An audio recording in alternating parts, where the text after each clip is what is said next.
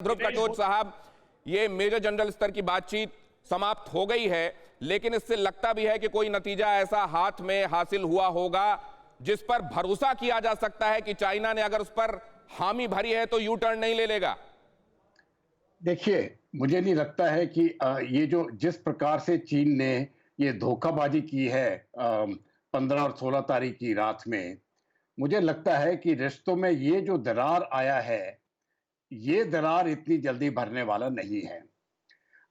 थोड़ी सी देर पहले इसकी बात हो रही थी कि बॉर्डर डिफेंस और बॉर्डर गार्डिंग की। देखिए, यहाँ पर ये जो एग्रीमेंट हुआ था, उस एग्रीमेंट के मुताबिक हथियार नहीं ले जाएंगे, ये तो बिल्कुल साफ स्पष्ट हो गया था। लेकिन एक चीज मैं सभी के सामने ये पेश करना चाहता हूं, ये स्थिति यहाँ पर आई क्यों? आई इसलिए क्योंकि इंडिपेंडेंस से लेके बहुत सालों तक, कई सालों तक हमने जो बॉर्डर्स के ऊपर इंफ्रास्ट्रक्चर बनाना चाहिए था, जो रोड्स फॉरवर्ड लेकिन ध्रुव लोकेलिटीज कटोच को साहब, कंडक्ट उस पर करते हैं। हवाला यह दिया जाता है, कांग्रेस जिनके प्रवक्ता अभी मुझको स्क्रीन पर भी नहीं दिखाई दे रहे हैं और मुझे अफसोस होगा अगर वो इस डिबेट से उठकर जाते हैं, लेकिन ये क्या बात हुई कि आप एक एजेंडे के साथ आते हैं और अगर वो एजेंडा आपको वहां पर इंप्लीमेंट ना करने दिया जाए तो आप नाराज होकर चले जाते हैं। शाहनवाज हुसैन साहब को मैंने रोका, उन्होंने कितने बढ़िया तरीके से खुद को वहां पर संयमित और संयत किया और चुप रहे वो, जबकि वो रूलिंग पार्टी से हैं, वो चाहते तो अपने आप को और एग्रेसिवली इंपोज कर सकते हैं कहीं बैठते हुए, लेकिन उन्होंने ऐसा नहीं किया। कांग्रेस को इसकी जरूरत क्यों है? खैर, मैं मुद्दे पर लौटता हूं। आपने ध्रुव कटोच साहब जो बात कही कि बहुत लंबे अरसे तक हमने नहीं समझा कि यहां इंफ्रास्ट्रक्चर डेवलप किए जाने की कितनी ज्यादा आवश्यकता है, ये क्यों हुआ कि ये नहीं समझा गया सर?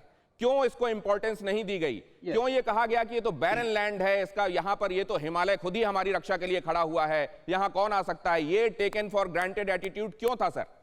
ये देखिए, मेरे अपने ख्याल से, अपने सोच विचार से जो मैंने स्टडी किया है, क्योंकि दोनों इलाकों में, लद्दाख में जहां पर जॉनसन लाइन बनाई गई थी, जो इंडिया और तिब्बत के साथ बॉर्डर लगता था, और अरुणाचल प्रदेश में जहां मैकमोहन लाइन बनी थी, इन दोनों इलाकों में क्या हुआ कि एक एक तरफ से सोच विचार थी कि ये बिल्कुल इन बॉर्डर एरियाज में कोई पॉपुलेशन नहीं है, तो क्योंकि इसलिए पॉपुलेशन नहीं है तो सड़क बनाने की जरूरत क्या है? ये मैं समझता हूं एक बड़ी सोच में स्ट्रेटेजिक कमजोरी थी, क्योंकि ये सड़क जो है, ये अपनी जो सीमाएं हैं उसको रक्षा करने के लिए बनाई जाती है, बेशक वहां पर पॉपुलेशन है या नहीं है। अभी आप तिब्बत में देखिए, क्योंकि वहां पर अरुणाचल के बॉर्डर पे मैंने सर्विस की है, चीन ने सड़कें बिल्कुल आगे तक बनाई है और हजारों किलोमीटर तो वो जो दूर तक अगर आप इलाका देखते हैं तो एक भी गांव नहीं है।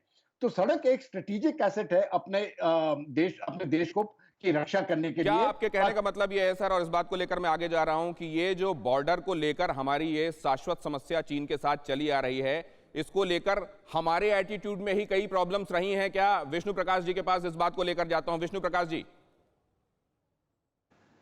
देखिए, हमने 1962 के बाद हमने अपनी तरफ इंफ्रास्ट्रक्चर डेवलप नहीं किया, वो एक ऐतिहासिक फैक्ट है।